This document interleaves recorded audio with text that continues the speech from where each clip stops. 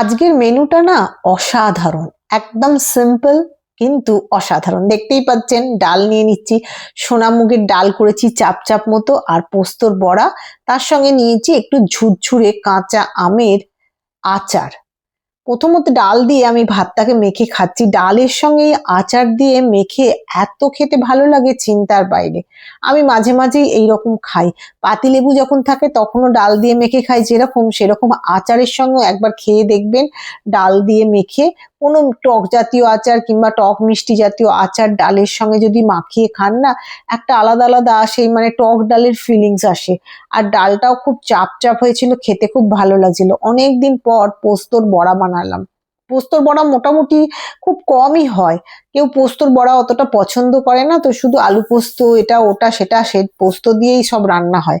কিন্তু আজকে অনেক দিন পর একটু পোস্তর বড়া বানালাম।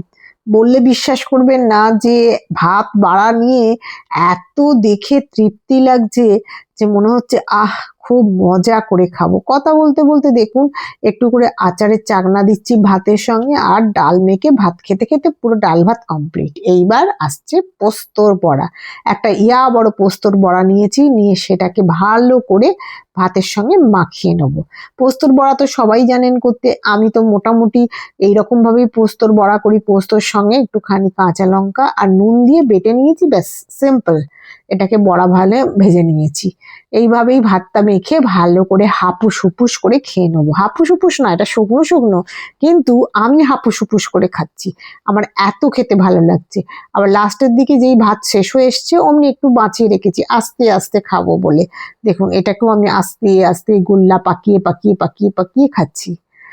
আমার মতো কে কে এইরকম ভাবে পোস্তর বড়া দিয়ে ভাত খেতে ভালোবাসেন আমাকে জানাবেন। আশা করি সবাই ভালোবাসেন, কেউ এরকম পাবো না যে এই জিনিসটা খেতে ভালো লাগে না।